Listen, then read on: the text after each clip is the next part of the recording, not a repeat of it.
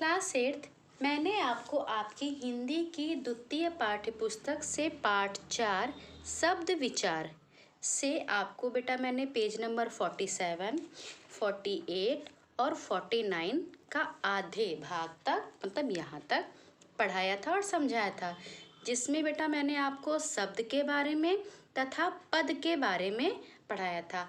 आज मैं आपको शब्दों का वर्गीकरण पढ़ाने व समझाने जा रही हूँ। शब्दों का वर्गीकरण।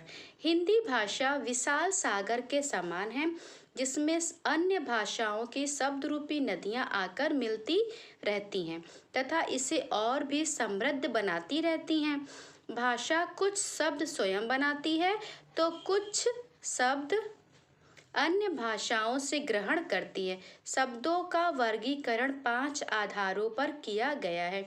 हिंदी भाषा विशाल सागर के समान है, जिसमें बेटा अन्य भाषाओं की शब्द रूपी नदियाँ आती हैं, मिलती हैं और हमारी हिंदी भाषा को और भी ज़्यादा विशाल और समृद्ध बनाती हैं। हमारी भाषा में कुछ शब्द तो स्वयं के होते हैं, मतलब कुछ शब्द स्वयं बनाती हैं और कुछ शब्द क्या होते हैं बेटा, अन्य भाषाओं से आकर मिल जाते हैं। मतलब हमारी जो हिंदी भाषा है, कुछ शब्द तो इसमें स्वयं होते हैं, स्वयं बनाते हैं, और कुछ शब्द ऐसे हैं जो अन्य भाषाओं से आकर इसमें मिल जाते हैं। शब्दों का वर्गीकरण। शब्दों का वर्गीकरण 5 आधारों पर किया गया है। पहला है रचना के आधार पर, दूसरा उत्पत्ति के आधार पर, तीसरा अर्थ के आधार पर, फिर व्याकरणिक प्रकार के आधार पर, फिर है प्रयोग के आधार पर। मतलब रचना के आधार पर मतलब बनावट के आधार पर, उत्पत्ति उसका स्रोत, उसके आधार पर शब्दों को बांटा गया है, फिर अर्थ के आधार पर हो गया, फिर है व्याकरणिक प्रकार के आधार पर हो गया, फिर है प्रयोग के आधार पर। रचना के आधार पर। अब देखिए बेटा, रचना के आधार पर शब्दों के कितने भेद होते हैं और रचना के आधार पर क्या है। शब्द कई प्रकार से बनते हैं। शब्द कई प्रकार से बनते हैं, जिसमें क्या कुछ शब्द एक से अधिक शब्दों को जोड़कर बनाए जाते हैं। सभी शब्दों का अपना अर्थ होता है। एक शब्द जब दूसरे शब्द के साथ जुड़ता है तब वह भिन्न अर्थ देता है। आप बेटा व्याकरण में ये पढ़ते हैं ना कि शब्द जो होते हैं, कभी दो शब्दों को मिलाकर एक शब्द बनाया जाता है। शब्द का अर्थ अलग होता है और हर एक शब्द अपना एक निश्चित अर्थ लिए हुए होता है। जब एक शब्द को दूसरे शब्द के साथ मिला दिया जाता है तो उस शब्द का अर्थ क्या होता है बेटा, समाप्त हो जाता है। जैसे यहाँ पर बैल है ना, बैल का मतलब एक पशु। यहाँ पर हो गया गाड़ी, गाड़ी का मतलब हो गया वाहन। लेकिन जब बेटा इन दोनों को जोड़ दिया जाएगा, मतलब बैल और गाड़ी, जब दोनों को जोड़ दिया जाएगा तो बैल का अस्तित्व मतलब बैल का अर्थ और गाड़ी का अर्थ समाप्त हो जाएगा। फिर क्या हो जाएगा, बैलगाड़ी, मतलब बैलों द्वारा खींची जाने वाली गाड़ी। तो इस तरह से शब्द क्या होते हैं, शब्द बनाए जाते हैं।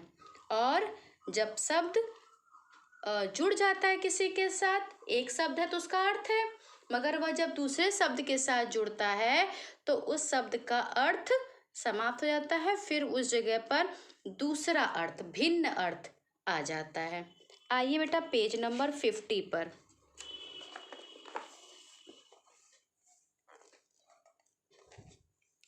रचना के आधार पर शब्दों के 3 भेद। अब बेटा रचना के आधार पर भी शब्दों के 3 भेद होते हैं, रूढ़ शब्द, यौगिक शब्द और योग रूढ़ शब्द। अब देखिए रूढ़ शब्द में क्या होता है। रूढ़ मूल शब्द, जो शब्द किसी विशेष अर्थ के लिए रूढ़ या प्रसिद्ध हो जाते हैं वे रूढ़ अथवा मूल शब्द कहलाते हैं।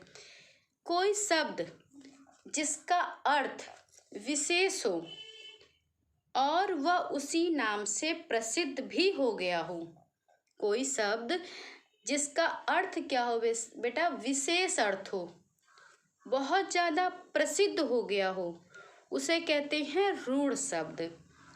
और इन रूढ़ शब्दों के खंडन, टुकड़े हम नहीं कर सकते। अगर हम इसको बांट देंगे, टुकड़े कर देंगे, तो इसका अर्थ समाप्त हो जाएगा, यह अर्थहीन हो जाएगा। वे शब्द, जो शब्द किसी विशेष अर्थ के लिए रूढ़ मतलब प्रसिद्ध हो जाते हैं, वे रूढ़ शब्द कहलाते हैं। इनके खंड नहीं किए जा सकते। यदि इन शब्दों के खंड किए जाते हैं तो ये अर्थहीन हो जाते हैं।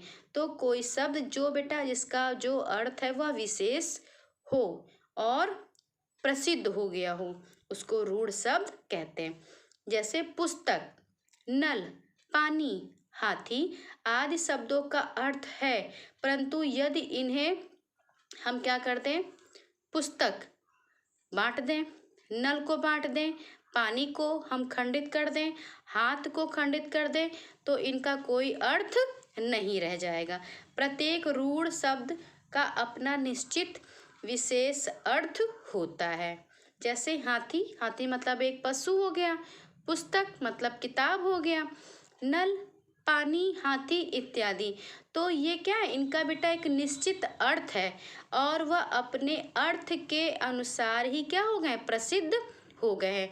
जैसे पुस्तक, पुस्तक क्या है, प्रसिद्ध हो गया पुस्तक से, उसका अर्थ क्या है, किताब। तो रूढ़ शब्द किसे कहते हैं, जो अपना एक विशेष अर्थ जिसका होता है और विशेष अर्थ के लिए वह प्रसिद्ध हो जाता है, उसी को रूढ़ शब्द कहते हैं।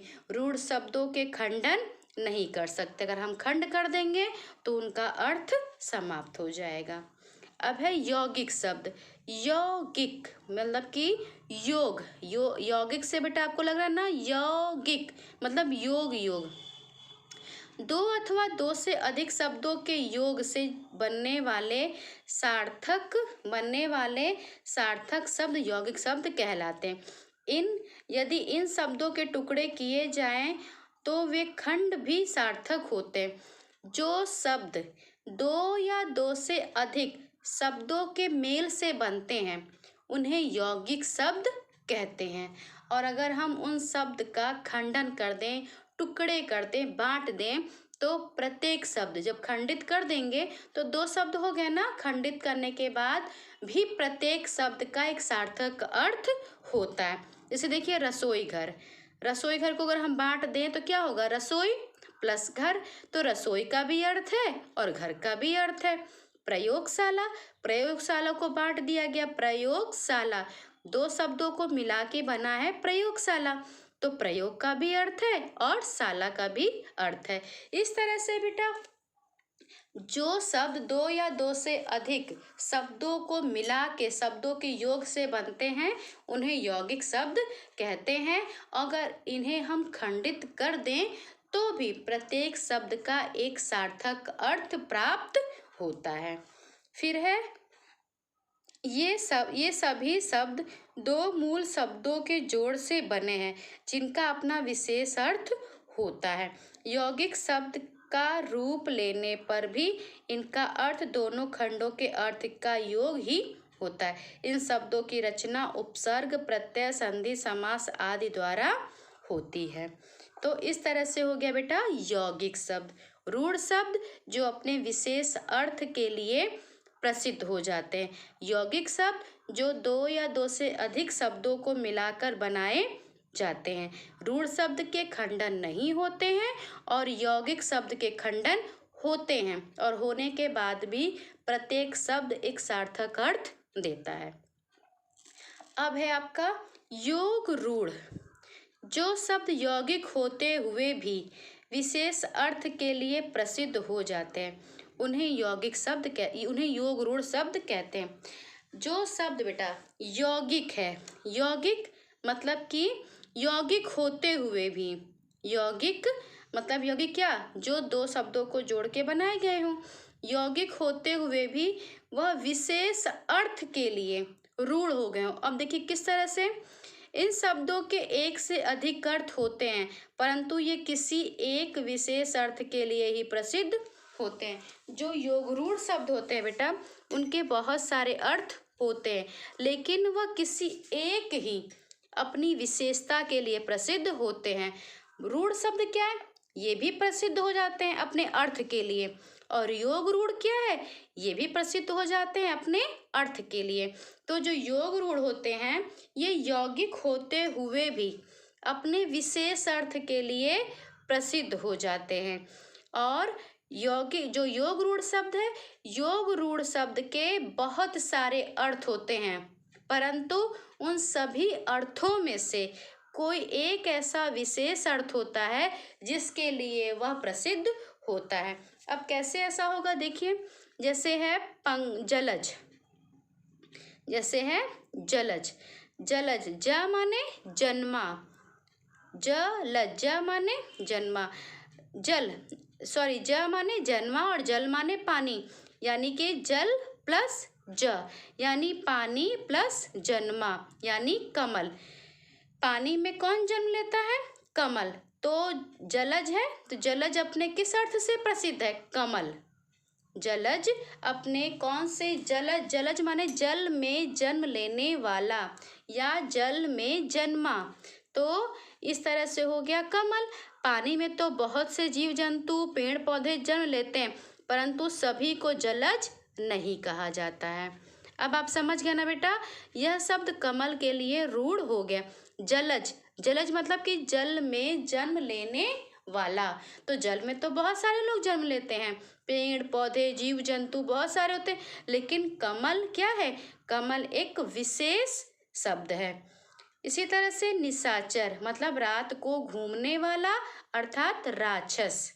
रात के समय अनेक पक्षी अनेक पशु घूमते हैं, परंतु राक्षस शब्द क्या है? यह रूढ़ हो गया है। उसी तरह से नीलकंठ, नीले गले वाला मतलब शिव। तो नीले रंग का कंठ अनेक पक्षियों का होता है, परंतु शिव, शिव क्या हो गया है? शिव के लिए यह रूढ़ हो गया है।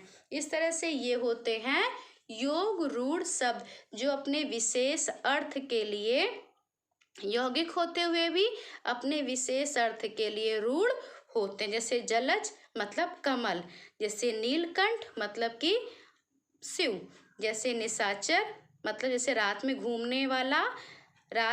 घूमने वाला यानी कि राक्षस।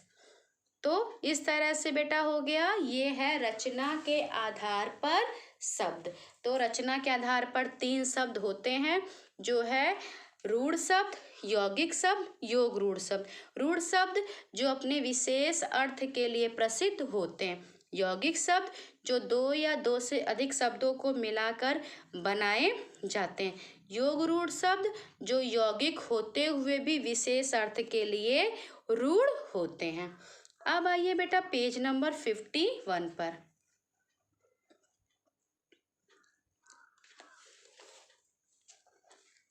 उत्पत्ति के आधार पर। अब देखिए उत्पत्ति के आधार पर क्या है, जैसा कि पहले भी बताया गया है कि हिंदी भाषा विशाल सागर के समान है, जिसमें अनेक भाषाओं की शब्द रूपी नदियां आकर मिलती रहती हैं। इसलिए इस भाषा का शब्दकोश भी बहुत विस्तृत हो गया है।